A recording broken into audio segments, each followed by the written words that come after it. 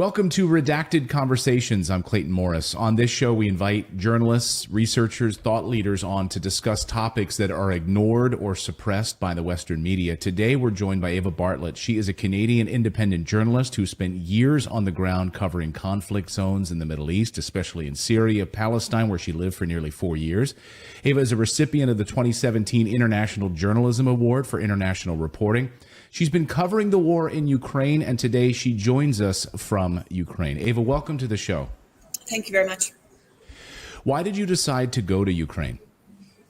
Well, to be clear, I'm actually in the Donetsk People's Republic, one of two autonomous republics formerly in eastern Ukraine. And I came back here to Donetsk because I had come here in 2019 and I had gone to areas north of Donetsk, north of a city called Gorlivka, which were on a daily basis and still continue to be on a daily and nightly basis being shelled by Ukrainian forces in violation, by the way, of the Minsk Accords of, I think it was 2015.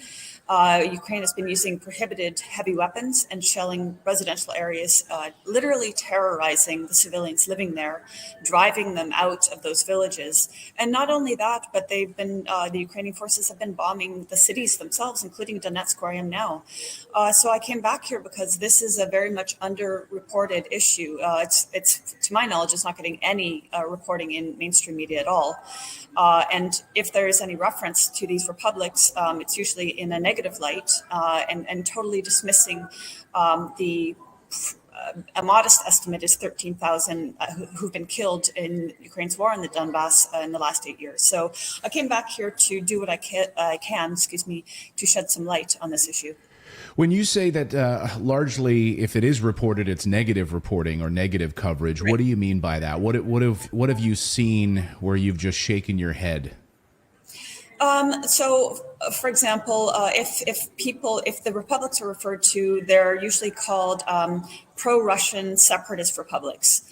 And while that is true, people here are ethnically Russian, so hence they are pro-Russian. It does have a negative connotation in Western media and to a Western audience, where everything to do with Russia has been demonized for years and years. So instead of referring to these people as formerly Ukrainians,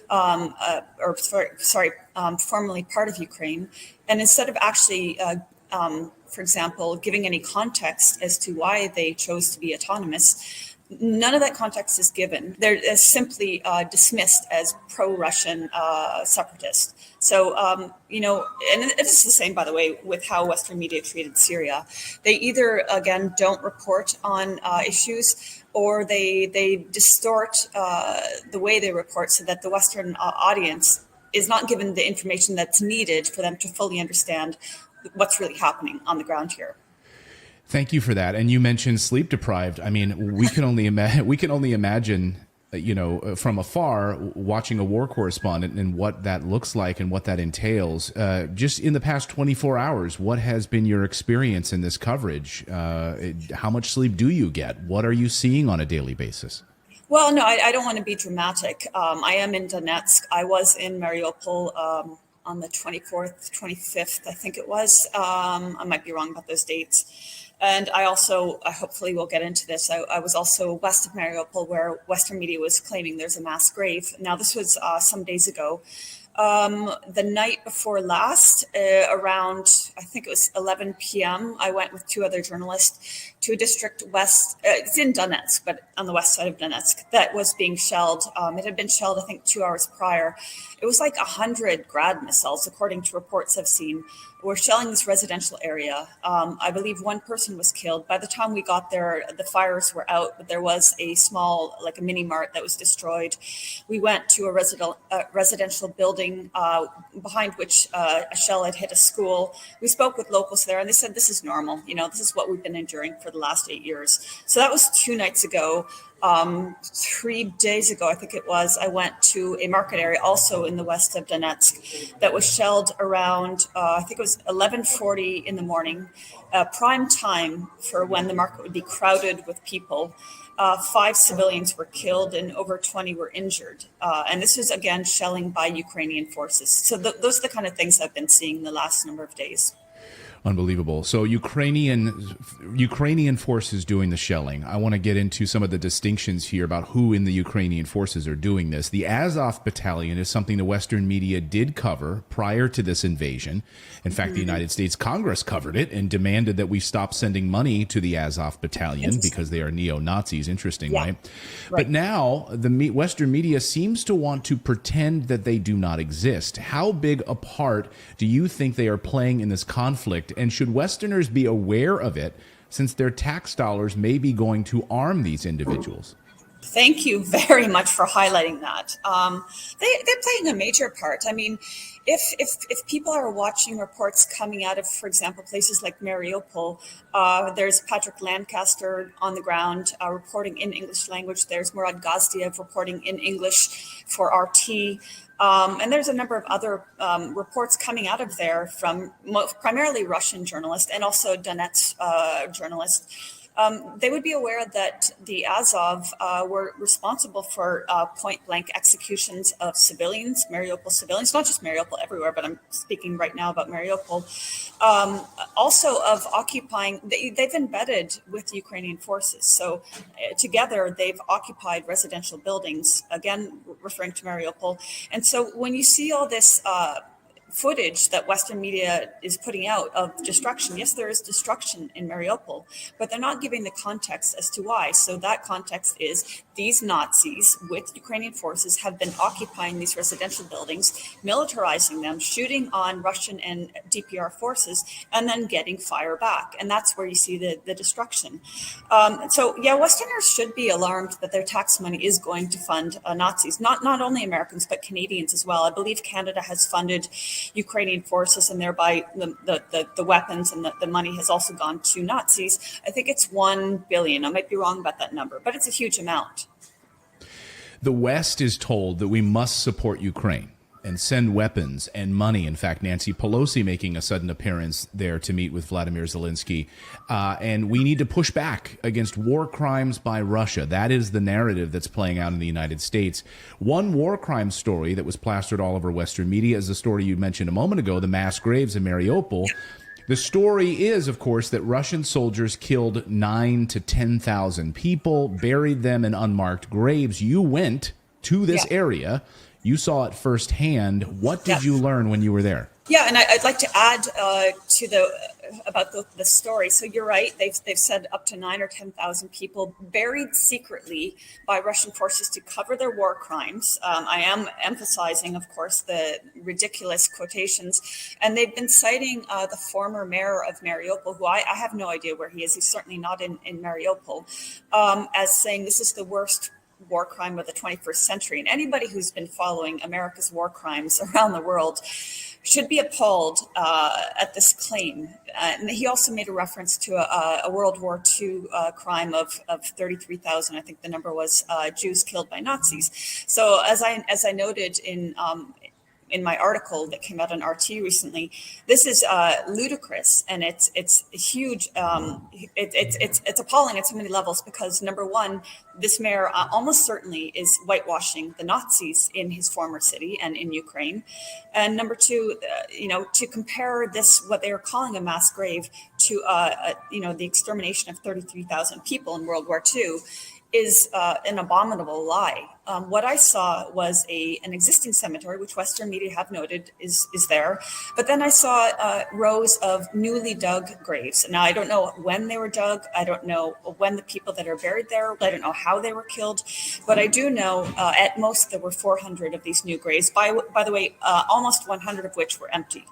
And then amongst these graves were on the graves there were placards when the name was known and date of birth was put, and if the information wasn't available, then they just had numbers. But the interesting thing was, while I was there I was with the RT journalist and his two cameramen, and while I was there, the two men responsible for digging the graves arrived. And we spoke with them. Of course, I don't speak Russian. I'm very clear about that. So my colleague, Roman Kosarev, spoke with them, and I recorded.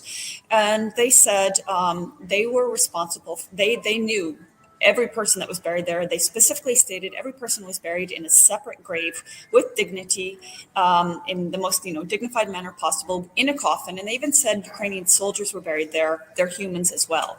My colleague Roman asked them, like, are you aware of Western allegations? And they said they were really offended by it. And they said that's absolutely a lie. And they again emphasized each person was buried in a coffin in a separate grave. So now, when you say mass grave, I think most people imagine a pit. Well, in fact, that's what this former mayor, the runaway mayor of Mariupol, said. He specifically said a pit of, I think, 30 meters wide and bodies thrown into the pit is what he said. And, that's not what I was told. And that's not what I saw. Yeah, when I think of a mass grave, I think of World War II, images of World War II, where Jews are just thrown into a pit, nameless and covered up by the Nazis. That's what I think of mass graves, and that's not at all what you experienced. No. And the other point to note is Mariupol is predominantly ethnic Russian. So just logically, like, why would the Russian army and the DPR forces go out of their way to exterminate Russians? It doesn't make sense. I will ask you flat out, are you witnessing war crimes by Russians? This is something we've heard, again, the Mariupol story, but in general, have you seen war crimes committed by Russian soldiers? Well, I have not, but I will also be very clear. I am in the Donetsk People's Republic. I'm not in Ukraine, so I cannot witness what's happening there. But now I would reference Scott Ritter, who was a former U.S. Army. He might have been Marine. I might be wrong about that. Yes, anyway, he's a Marine, yeah. Yeah, and he and other analysts have been emphasizing actually Russia's strategy in their what they call a military operation to denazify Ukraine. They've been emphasizing it's actually been I don't want to use the word moderate. What's the word I want to use? Anyway, they've been saying like it's strategic. It hasn't been what we saw America do in Iraq, just flat out demolition of everything and killing of massive amounts of civilians and demolishing of the infrastructure. It's been strategic on military targets, and it's been slow in the sense, not slow. I don't want to say that wrong, but it hasn't been like if Russia wanted to, they could have done a whole lot of destruction in Ukraine. But well, I've heard it said, and maybe you can strategically. And also another point is, and I'm not a military expert or an analyst, so I don't want to mislead people. But from what I've heard and what I've been reading and watching, they've been using a technique where they don't fully surround an area, but they surround it enough to prevent the flow of weapons and etc. to force the Ukrainian military and the Nazis with them out of these areas. And that's quite different than just completely destroying a city like, for example, America did in Syria when they destroyed Raqqa. Completely destroyed, killed maybe thousands of civilians. That's not what Russia is doing. So, in fairness, I'll have to ask you then flat out, are you witnessing war crimes committed by Ukrainian forces? Yes. I am. I mean, I won't say that I was a direct witness to the moment that it happened, but again, as I mentioned, 3 days ago, I think it was, I went to this market area that was hit by Ukrainian Ukrainian fired grad missiles, again, killing 5 civilians in the prime of the day when most people would be at the market.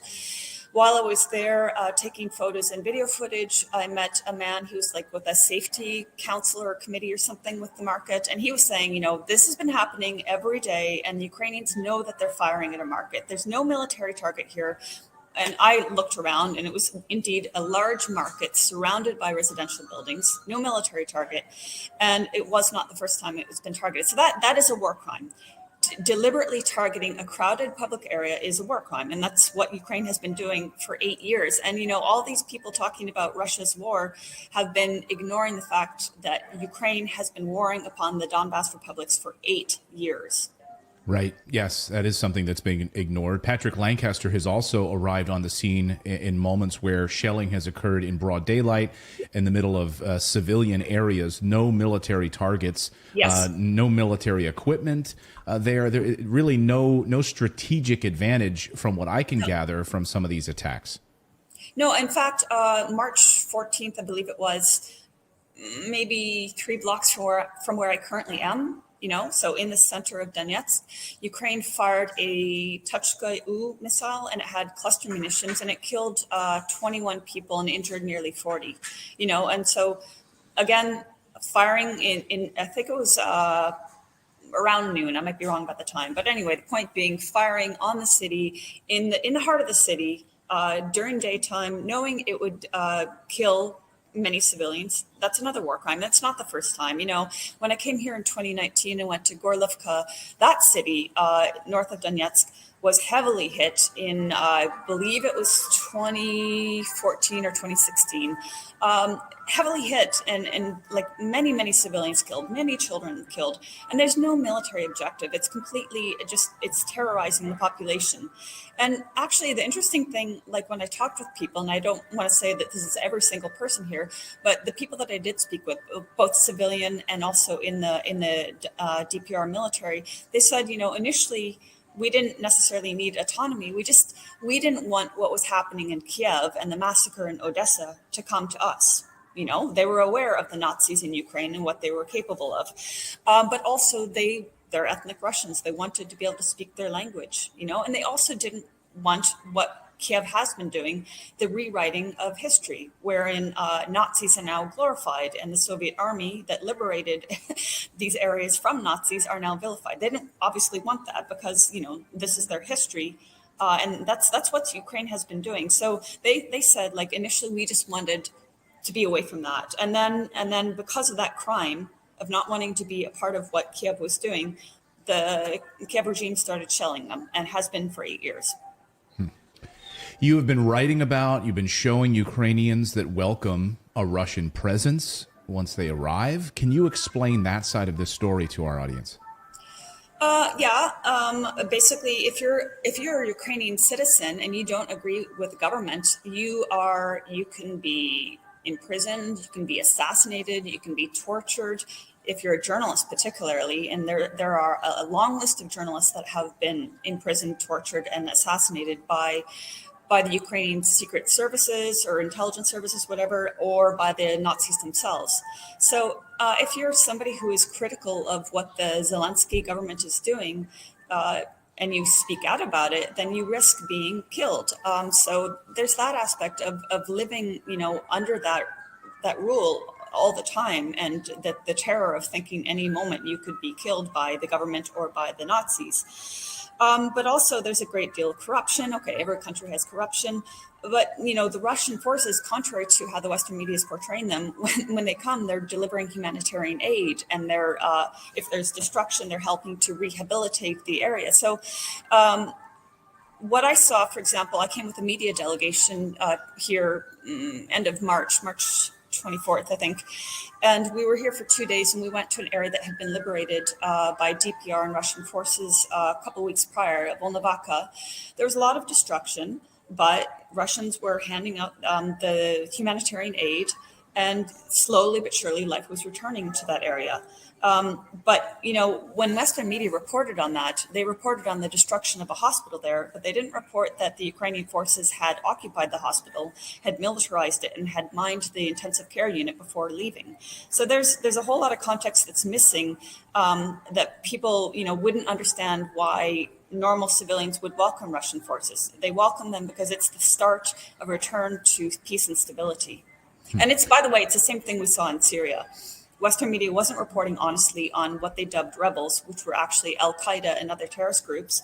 And they weren't reporting on, you know, like areas like Eastern Ghouta or Eastern Aleppo that were occupied by these forces. That the people there were, again, the same thing. It's the same scenario. They were starved, they were tortured, they were imprisoned, they were executed by these terrorists that the Western media was whitewashing and lauding as valiant rebels. And it's the same scenario now in Ukraine. Well, if you dig into this United States State Department's website and you look at known human rights abusers, terrorist organizations, the SBU is listed by the U.S. State Department on their website. We just did a whole video on this. And so known war crimes, making people disappear. I mean, it's listed right on the United States Department's website. They will disappear individuals. They will be held against their will. We covered the story of the SBU grabbing Gonzalo Lira, who was a Chilean blogger, journalist living in that area as well, and had been rounded up by the SBU and held against his will for about 7 days. Then he was forced to sign a non-disclosure agreement after he was released. Are you hearing similar stories to that?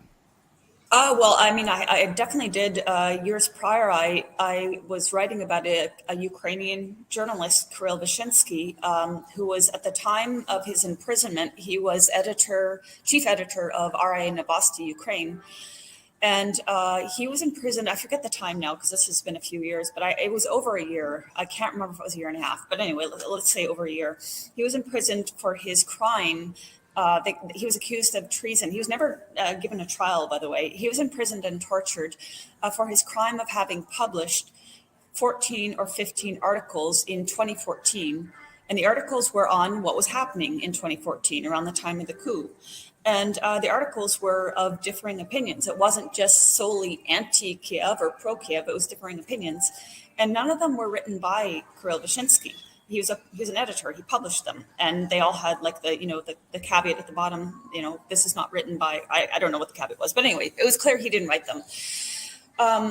He was in prison 4 years after the fact. So, like, just for all these people that are thinking, Ukraine is a democracy, it's not. This is a journalist imprisoned for publishing articles he did not write, and he was tortured for it. So, I mean. And I remember I met him and interviewed him, and he was pretty humble and like didn't go into details about the torture, but he did mention colleagues of his who were killed by Ukraine for similar reasons, persecution of people that either were outspoken dissidents or in his case, he simply published other people's work. So it's not uncommon. And in fact, I remember when I was writing about him, researching, there's a website called Stalker Zone. It has quite a lot of good information on Ukraine's crimes. And researching, there were activists. There were people that, for example, drove pensioners from Donbass to wherever they went to get their pensions, and they were imprisoned. Or somebody who donated money to Donbass, and he's imprisoned. It's like anybody who shows sympathies for the Donbass republics faces imprisonment, execution, or worse. I'm on a kill list, by the way. I don't know when I was put on there. I don't know what my crime was. Was it going to Crimea and interviewing people and finding out they actually liked being a part of Russia and they actually described themselves as Russian? Or was it coming here to the Donbass and interviewing civilians and shining a tiny light on the terror that they're enduring? I don't know. But what I do know is if I were to set foot in Ukraine proper, I would be killed. Almost certainly. How did you become aware of the fact that you were on this kill list, and who is operating this kill list? I forget the name of the person who's operating it. I wrote an article about it, but Zelensky's aware of it. And because when I wrote that article, I remember finding some quote. I think the quote was from the Russian website TASS. But anyway, Zelensky basically, if I remember correctly, defended the existence of the list, like saying we can't take this website down because that would be, ironically, interfering with freedom of speech. This from the government that imprisons and kills journalists. But yeah, I was told that I was on the list by a friend, and then I found they don't have a whole lot of information about me. But the thing about this list is, if they do get your passport, if they do get your address, your telephone number, they'll publish it. And then they'll let the thugs, the Nazis, do the dirty work, or maybe the intelligence. I don't know who's always responsible for the assassinations, but there was a Ukrainian journalist. His name's Oles, I forget his last name, Buzain or something like that. All his information was put on the list, and at some point afterwards, he was killed. Unbelievable. Or not unbelievable if you've been following the story. The West seems to want to shut down anything that shows Russia or Russian presence in any other, as anything other than a negative light. That's what they want to shut down. So talking about this would make you and me Russian sympathizers or Putin supporters. So how do you handle that criticism when someone just publishes a comment on a YouTube video and just says, you're obviously a puppet of Putin? How do you handle that kind of criticism? It's really tiring and annoying, but it's something I've gotten for years because I was going to Syria and I was reporting, not even that much about the president. If I said anything about the president of Syria, I would say he has overwhelming support by the Syrian people. When I say overwhelming, I mean like 70%, 80%. I can't give an actual number, but everyone I meet when I go to Syria loves the man. So that's kind of the most I would say about him. Most of my reporting was on the people. I would go and interview people, whether in Aleppo or Ghouta or wherever. And for the crime of giving them a voice, I was called all the names you mentioned and a whole lot more. And you know, it doesn't change what I'm saying. And I always maintain, like, okay, I write opinion articles for RT, roughly one a month. So that's not a lot of money. So, you know, people will say, well, you're just on the Kremlin payroll. Okay, I do receive money from RT, which is a Russian source, but it's not enough to pay the rent. You know, it's certainly not enough to live a lavish life. The point is, like, they're trying to. It's like calling someone a conspiracy theorist. They're trying to shut you up. They're trying to make you afraid. Oh no, you know, I'm being called this. I better not say what I'm saying. I don't care. Call me what you want, because for me, the important thing is telling the truth as much as I can. I might be imperfect. I might say things wrong sometimes, but I'm telling the truth when I say these things from here or from Syria, wherever I'm reporting. So yeah, back to the whole, like, the names that you will be called and I've been called over and over again. You know, they don't really attack what you have to say. They don't attack the content. They just call you a name. And that does work for some people. Just like if you're critical of Israel, someone will call you anti-Semitic. And you're like, no, actually, I'm critical of these policies. I'm critical of the wars. I'm critical of Israel's targeting of Palestinians. That doesn't make you anti-Semitic. But by calling someone that, you know, they're afraid their reputation will be tarnished or something. So that's the whole point of these names. Yeah, and it shuts down conversation, right? Yeah. I mean, that's the whole goal. They'll post these things, but they never actually watch the content of the video. They never read the article. They read a headline and they just assume. They make assumptions about it. I wanted to talk about some numbers now, Ava, if we can. There are a lot of numbers being thrown around by Western media as to the number of war dead on both sides. So the British Defense Secretary George Wallace said on Monday that about 15,000 Russian troops have been killed since Russia invaded Ukraine in February. Ukrainian President Vladimir Zelensky told CNN last week that about 2,500 to 3,000 soldiers have been killed. Then Forbes magazine in the United States is taking Zelensky's word for it, not questioning any numbers that come out of the Zelensky government. I want to actually quote what Forbes says so we can have some context here, not taking them out of context. This is Forbes' own words.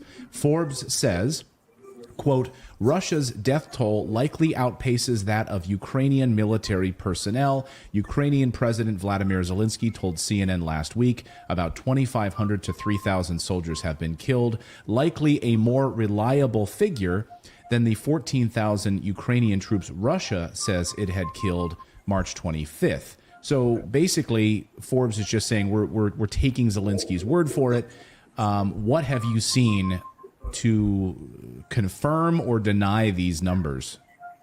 I'm sorry, but I actually can't really speak to that. I'm not aware of the numbers. It's not something that's been on my radar to follow. I've always been more interested in the situation for the normal people, the civilians. So I'm not aware, but what I could say offhand without being able to cite any sources is that I'm 99% sure that's a huge exaggeration on the part of Ukraine and Zelensky. And I'm not surprised because that the Western media, Forbes and whomever else are taking Zelensky for his word, because that's what they did, again, with reference to Syria. They took unnamed activists who usually had affiliations to Al-Qaeda or ISIS at their word.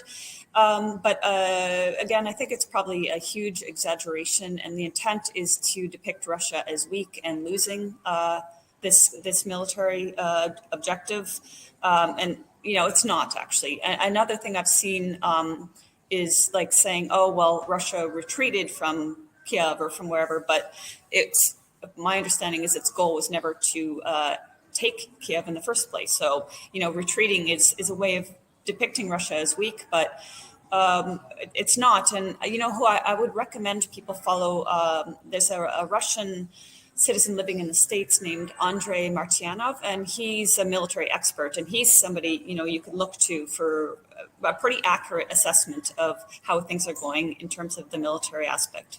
Great. We'll invite him on the show. You covered the story about the white helmets in Syria. We covered that story here a few weeks ago, and we also covered reports that a false flag attack may unfold in Ukraine with white helmets arriving to assist in the staging of a fake attack. Yeah. Have you seen evidence of this? What is your experience covering the white helmets? And, you know, because I think a lot in the West would say, oh, that's a total conspiracy theory. And yet the stories persist. And there are stories this week that the white helmets have already arrived in Ukraine. Can you talk to that? What is your understanding of that situation? I mean, I've seen similar stories as you're mentioning, and warnings actually from the Russian government that there will be a kind of a false flag or some sort of hoax that will be blamed on Russia, like the Bucha hoax. You know, I mentioned that, but now I can't really talk in depth about Bucha. All I know is that it was described as a massacre perpetrated by Russian forces, but there's a whole lot of misinformation about that, and it is almost certainly, if not certainly, something that was perpetrated by the Ukrainian government to blame Russia. But in terms of the white helmets, they've been used as a propaganda front, a campaign to both demonize Syria and Russia in Syria, and also to laud, you know, the terrorists that they continue to dub as rebels. And the white helmets have been heavily funded by Western governments. And they've been, basically their story is that they're a bunch of volunteers that used to be bakers and who knows what. And they came together to rescue Syrian civilians from evil Russia and Syria.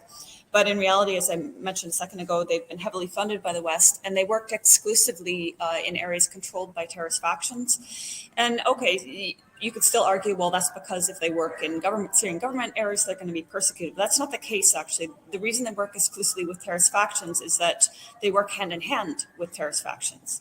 And when I would go to areas like, for example, Eastern Ghouta, to Duma, in 2018, I think it was April 2018, all of Western media was screaming, you know, based on evidence produced by the White Helmets, which was video footage and photos, they were screaming that Syria had used a chemical weapon in Duma. And the White Helmets released a video showing a medical point, a hospital in Duma, and showing civilians like being hosed down, showing this boy Hassan Diab being hosed down, and claiming this was a chemical attack. I went to Duma 2 or 3 weeks after that and went to the same hospital and I talked with medical staff, and they're like, no, here's what happened. Civilians came in and we were treating them. Somebody came in while we were treating civilians. Somebody came into the room screaming Kamawi in Arabic, chemical attack.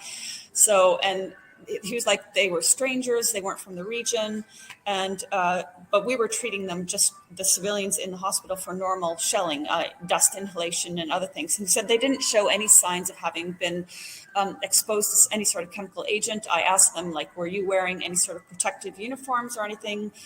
Because, you know, assuming they were treating actual chemical patients, then they themselves should be protected. And they said no. And I said, did any of the staff suffer any sort of problems? No. So this was just one of many fabrications by the White Helmets and the propaganda firms behind them.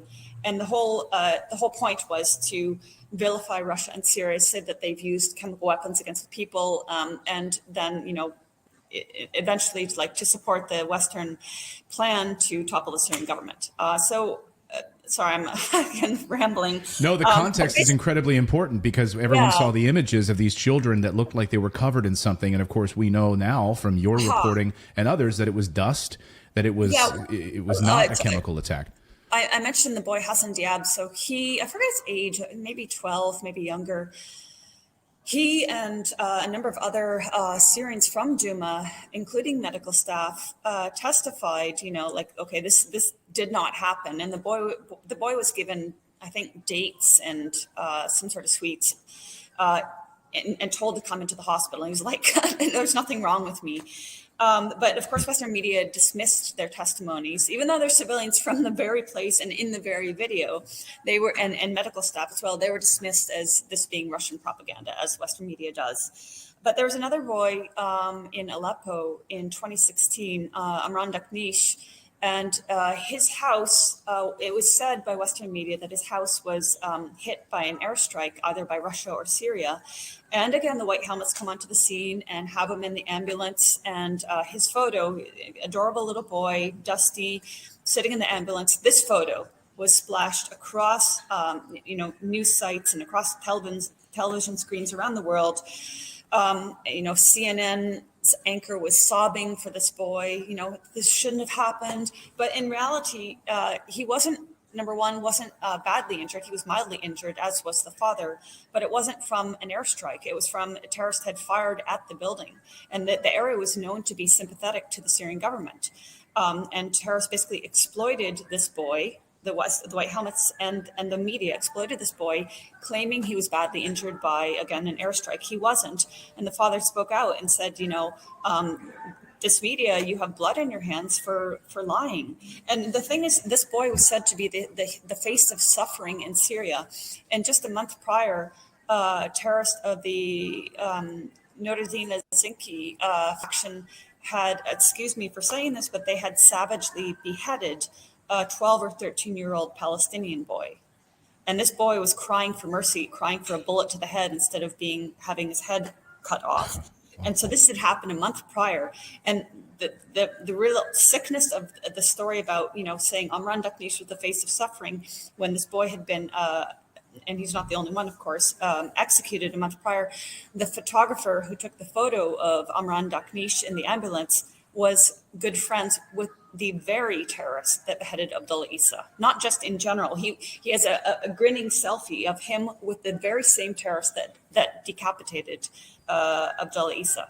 So, and then this goes back to the White Helmets. So they're using these images, and they're using these purported rescue scenes to show that they're valiant and they're saving civilians, and Russia and Syria are killing civilians. But in fact, one other aspect, and my colleague and good friend Vanessa Beeley has by far done the most work on the White Helmets. One other aspect is, when we would talk with civilians, they'd say, no, they didn't help us. And what they would do is they'd steal from the dead, and they're even implicated in organ theft. I would highly recommend both Vanessa Beeley and Maxim Grigoriev's work, testimonies that they've taken from civilians talking about this. And Maxim Grigoriev has taken hundreds of testimonies, including even from former White Helmets and former terrorists. And they admit, yes, they work with terrorists, and yes, they are involved in organ theft and organ trade. So, that's very Syria specific. Your question was about Ukraine.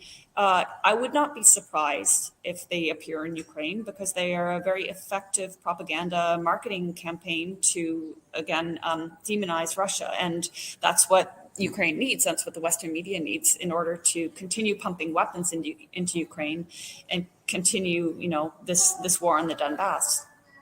I mean, we've seen reports already that the White Helmets are there, and I would love if you get any confirmation of that directly, please reach out to us, and we'll have you back on the show. Absolutely, talk about that. Obviously, your expertise in that is in many ways unmatched. So we would love to have more context on that in Ukraine.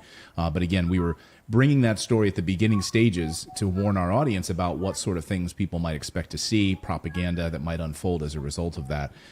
So thank you for that context. I'll get you out of here on this question, Ava. Did you know that this would be such a controversial assignment, or does this surprise you? You've talked about being on this kill list. Do you fear for your safety? Well, just to be clear, it's not an assignment. I came here of my own volition and on my own accord and at my own expense. And I did so. No, thank you for clearing that up. As an independent journalist, that's important. That's important for someone to say, who's watching, to say, well, RT just sent her there. You chose to go. You chose to go there and do this reporting. In fact, Clayton, with all of my journalism, wherever I've gone, it's been my choice and it's been my expense. The only time I've had my expenses paid for, and not even so much so, but when I went on a peace delegation to Syria in April 2014, I paid maybe my airfare was paid for. So that might be one time. The next time I went with the delegation in 2015, I can't remember the details if I paid for my airfare, but my hotel was paid for. Okay, so those are the only two times. Every other time I pay for my airfare, my hotel, my travel, everything. And I go there because, and I'm not saying poor me or anything, but I'm just being very clear. I put more money into what I do than I get from writing an article for RT or whomever, Mint Press or whomever. And I exist because people support me, and I'm very grateful for that support. But yeah, I choose to come to these places because I believe in it. And that's why, getting back to what you were saying earlier about people saying you're just a Russian propagandist. No, what I'm saying is what I believe and what I know to be true. If I'm wrong about something, I'm sorry if I'm wrong, but I chose to come here because I'm very aware of how Western media works, and I'm sure you are, having yourself been formerly a part of it, and I'd love to hear your thoughts on that. But I'm very aware of how it works, and it's not there to inform people of the news on the ground. It's there to shape an opinion. It's there to give you a story that doesn't necessarily exist. So I'm just trying to actually give a different narrative, which I believe to be truthful, because I think it's really important. All the people who've changed their profile pictures to flags of Ukraine and are hashtagging Stand with Ukraine, I think a good majority of them aren't aware of the Nazis in Ukraine. I think a good majority of them aren't aware of Ukraine's 8 years of warring on the Donbass. I think there are good people out there that say I stand with Ukraine, and they don't realize what's really going on. So Right. that's why I chose to come here, is to both highlight again that Ukraine continues to war on the people here. I think it's like 400,000 people, if I remember correctly. And also to show when possible, Russia has been demonized, but people here are actually glad that these areas have been liberated by both the DPR and Russian forces. And that's why we do this show, to shine a light on these stories. And we really thank you for your journalism there. And as you mentioned, you're supported by your readers and the people that follow your journalism. How can people support you? Where can people find more of your writing if they wanted to subscribe or follow your journalism? Oh, well, thank you for asking. So I have a blog that I started when I was in Gaza. It's called ingaza.wordpress.org, I think. Better check that up. We'll link it up. We'll make sure we have it linked in the description below, so you can send it to me. You can send it to me afterwards, so we have the exact URL. Yeah, thank you. And I do have a Telegram channel. I'm actually more active on Telegram than I am on my blog or I'm pretty active on Twitter as well, but definitely more on Telegram. So if people are on Telegram, they can follow me there. I have a donate button on my blog. It's via PayPal, unfortunately. But that's the primary way people can support me if they want to. And I really appreciate it. Thank you very much. Because, I couldn't do anything if I didn't have support. And, back to the whole vilifying thing, like, there are people that have actually messaged me and said, like, hey, I thought you were a crazy conspiracy theorist, or I thought you were a genocide denier, but I've seen this and this and this, and I realized you were actually telling the truth. So, sometimes people do change their opinion, and I appreciate that. But anyway, thanks for asking. Well, it's hard. I will say, it is hard because we've talked on this show how Wikipedia has an obvious strong bias. And even the co-founder of Wikipedia, Larry Sanger, pointed out how it's totally biased and is just a propaganda arm. And so when you go to Wikipedia, it has false information about you. Heck, my wife's Wikipedia page once said that she was married to Lou Diamond Phillips, of La Bamba. And I can tell you she was never married to Lou Diamond Phillips. She might have liked to have been married to him at one point when she was a fan of La Bamba, but she was never married to Lou Diamond Phillips. So, does that surprise you when you read this crap on your Wikipedia page? You know what? My Wikipedia was, I think, just a few paragraphs, and I don't remember everything. It's a conspiracy theorist, of course. Right. It also said that the North Korean government paid for my trip there in 2017, which is a flat out lie. It did not pay for it. The only thing it did was issue me a visa to go there. But my expenses were not paid for by the North Korean government. So that's a lie. And it has a lot of other slander. I think it's been expanded a little bit more since whenever it was created. But the notable thing is I did have supporters say, like, hey, Eva, we went and edited it to be a little bit more fair. And immediately it was switched back to the smear. And of course, this isn't exclusive to me. It's pretty well anyone who's vocal in criticizing, the Western governments that are supporting terrorism or Nazism or whatever, we get a Wikipedia smear. And it's back to what you were saying earlier about being called all these names. It's part and parcel with this. It's a means of trying to quash dissent. Like, oh my goodness, I have a Wikipedia entry that says bad things about me. I guess I better shut up now, but it doesn't work. It doesn't work. No, keep doing what you're doing. My guest has been Eva Bartlett, a journalist covering the war in Ukraine. And I love your Twitter handle. As my wife said, I love what you say in your Twitter. I go to the areas that I write about. And that's, so many journalists, and we've seen this with the New York Times covering stories that they don't even have any journalists actually in the area, but they can still write about these stories. Thank you so much for joining us. And sharing some context and updates on this situation there in Ukraine. Thank you so much. Thank you. And thanks to all of you for subscribing to the channel. Please make sure when you smash that like button, what it does is it actually pushes it out to other people who need to see and learn this information. And as Eva pointed out, there are so many people that do not understand this story. So please share this, subscribe, and get the word out. We'll see you next time.